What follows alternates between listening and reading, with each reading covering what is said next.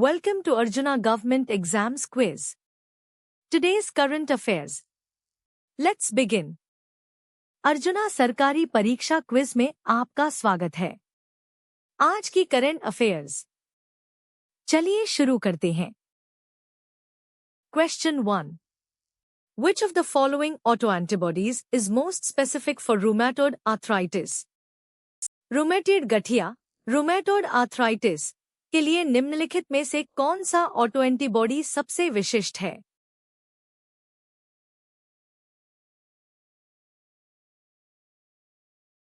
The correct answer is anti-CCP, anticyclic citrullinated peptide. Anti-CCP antibodies are highly specific for rheumatoid arthritis and can be detected early in the disease course. सही उत्तर है एंटी-CCP, एंटीसाइक्लिक सिट्रुलिनेटेड peptide. एंटी-CCP antibody rheumatoid गठिया के लिए अत्यधिक विशिष्ट हैं और बीमारी के शुरुआती चरण में इसका पता लगाया जा सकता है। Question 2. What is the characteristic joint involvement pattern in early rheumatoid arthritis? प्रारंभिक रूमेटॉइड गठिया में जोड़ों की भागीदारी का विशिष्ट पैटर्न क्या है?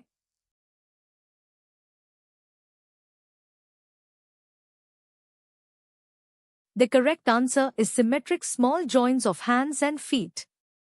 Early rheumatoid arthritis typically presents with symmetric polyarthritis, primarily affecting the small joints of the hands, MCP, PIP, and feet. सही उत्तर है हाथों और पैरों के सम्मित छोटे जोड़। प्रारंभिक रूमेटॉइड गठिया आमतौर पर सम्मित पॉलीआर्थराइटिस के साथ प्रस्तुत होता है, जो मुख्य रूप से हाथों, MCP, पिप और पैरों के छोटे जोड़ों को प्रभावित करता है। Question 3. Which of the following is a common extraarticular manifestation of rheumatoid arthritis? निम्नलिखित में से कौन रूमेटॉइड गठिया की एक सामान्य अतिरिक्त जोड़ संबंधी अभिव्यक्ति है?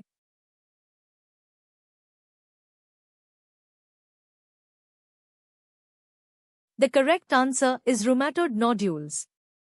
Rheumatoid nodules are subcutaneous lumps, most commonly found over extensor surfaces, and are a classic extraarticular manifestation of rheumatoid arthritis. सही उत्तर है रूमेटॉइड नोड्यूल्स। रूमेटॉइड नोड्यूल्स चमड़े के नीचे की गांठें होती हैं, जो सबसे अधिक एक्सटेंसर सतहों पर पाई जाती हैं, और रूमेटॉइड गठिया की एक क्लासिक अतिरिक्त जोड़ संबंधी अभिव्यक्ति है। Question 4. A characteristic skin manifestation of systemic lupus erythematosus (SLE) is Systemic lupus erythematosus (SLE) का एक विशिष्ट त्वचा संबंधी लक्षण है।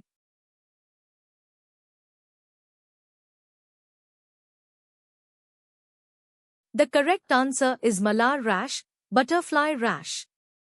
The malar rash or butterfly rash is a classic facial rash seen in patients with systemic lupus erythematosus.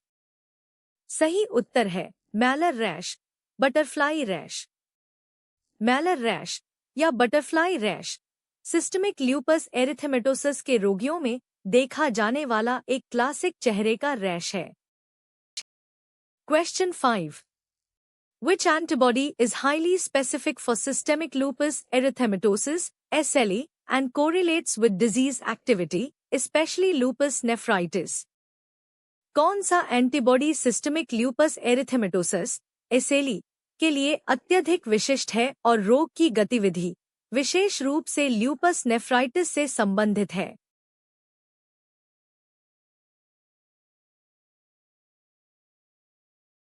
The correct answer is anti-dsDNA, anti-double-stranded DNA.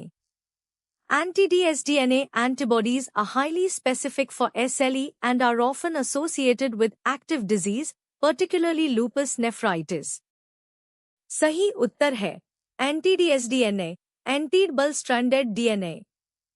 Anti-dsDNA antibody SLA के लिए अत्यधिक विशिष्ट हैं और अक्सर सक्रिय बीमारी, विशेष रूप से ल्यूपस नेफ्राइटिस से जुड़े होते हैं। Question 6.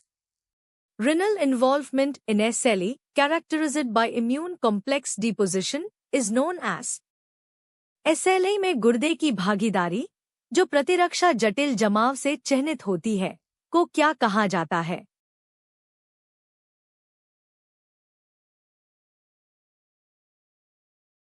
The correct answer is glomerulonephritis, lupus nephritis.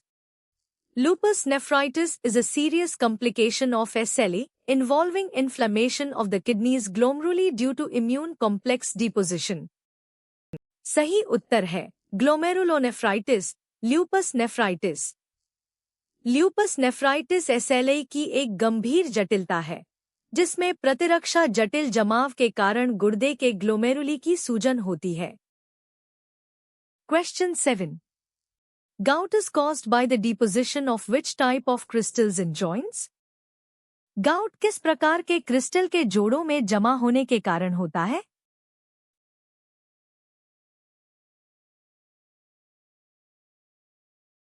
The correct answer is uric acid, monosodium urate. Gout is an inflammatory arthritis caused by the deposition of monosodium urate crystals in joints and other tissues. सही उत्तर है uric acid, monosodium urate. Gout एक भड़काऊ गठिया है जो जोड़ों और अन्य ऊतकों में मोनोसोडियम यूरेट क्रिस्टल के जमा होने के कारण होता है। Question 8. The most common initial joint affected in acute gouty arthritis is the? तीव्र गाउटी गठिया में सबसे अधिक प्रभावित होने वाला प्रारंभिक जोड़ है।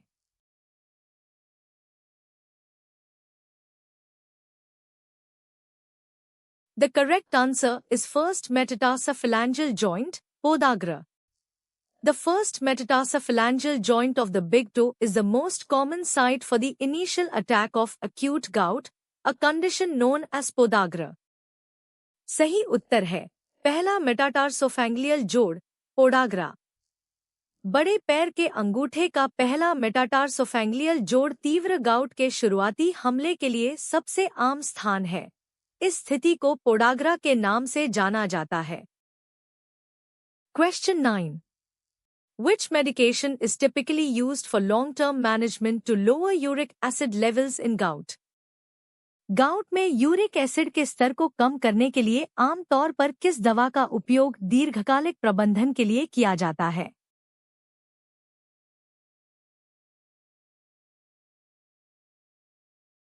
The correct answer is allopurinol. Allopurinol is a xanthine oxidase inhibitor used for long-term management of gout by reducing uric acid production. सही उत्तर है एलोप्यूरिनॉल। एलोप्यूरिनॉल xanthine ऑक्सीडेज अवरोधक है, जिसका उपयोग यूरिक एसिड उत्पादन को कम करके गाउट के दीर्घकालिक प्रबंधन के लिए किया जाता है। Question 10. Ankylosing spondylitis primarily affects which part of the skeleton? Ankylosing spondylitis मुख्य रूप से कंकाल के किस हिस्से को प्रभावित करता है?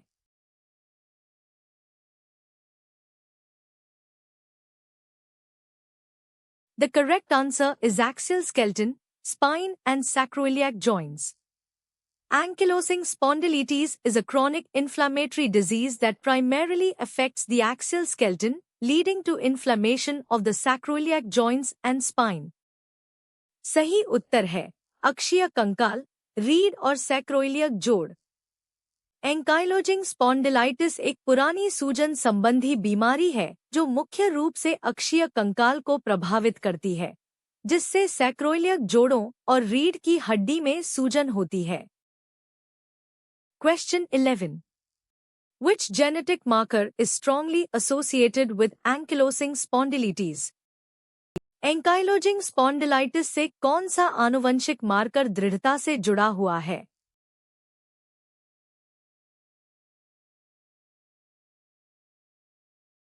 The correct answer is HLA-B27. The HLA-B27 gene is strongly associated with ankylosing spondylitis, being present in over 90% of Caucasian patients. सही उत्तर है HLA-B27. HLA-B27 gene ankylosing spondylitis से दृढ़ता से जुड़ा हुआ है, जो 90% से अधिक कोकेशियाई रोगियों में मौजूद होता है। Question 12. Polyarteritis nodosa, PAN, is a type of necrotizing vasculitis that typically affects which size of arteries? Polyarteritis nodosa, PAN, एक प्रकार का नेक्रोटाइजिंग वास्कुलिटिस है जो आमतौर पर धमनियों के किस आकार को प्रभावित करता है?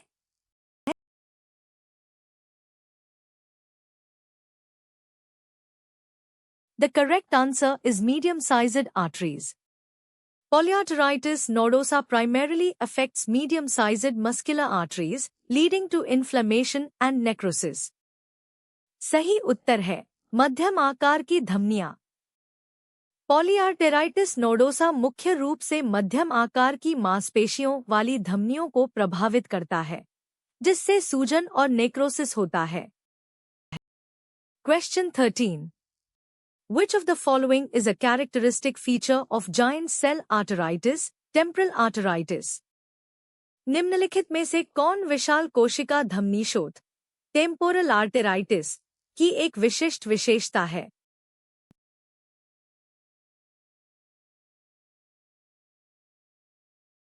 The correct answer is jaw claudication. Jaw claudication, pain in the jaw with chewing, is a classic symptom of giant cell arteritis, along with new-onset headache and visual disturbances. सही उत्तर है जबड़े में दर्द, jaw claudication. जबड़े में दर्द, चबाने के साथ जबड़े में दर्द, विशाल कोशिका धमनीशोथ का एक क्लासिक लक्षण है, साथ ही नए सिरदर्द और दृश्य गड़बड़ी भी। Question 14. Lieutenant Commanders Dilna K and Rupa A, recently mentioned for a motivational talk, are known for which achievement aboard the Indian naval sailing vessel, INSV, Tarini? Lieutenant commander Dilna K और रूपा है, जिनका हाल ही में एक प्रेरक वार्ता के लिए उल्लेख किया गया था, भारतीय नौसेना के नौकायन पोत, INSV, तारिणी पर अपनी किस उपलब्धि के लिए जानी जाती हैं?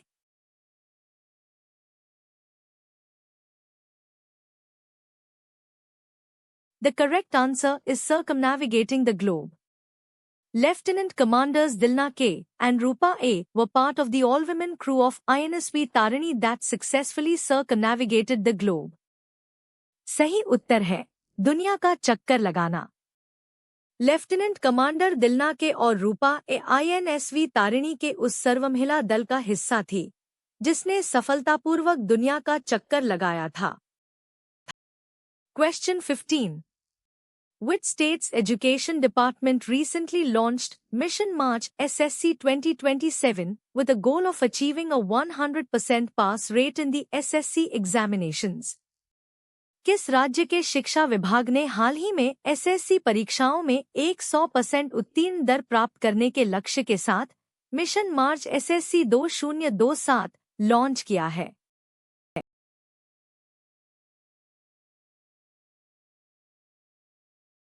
The correct answer is Andhra Pradesh.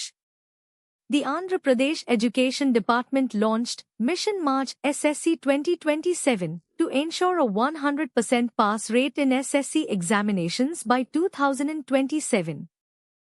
सही उत्तर है आंध्र प्रदेश।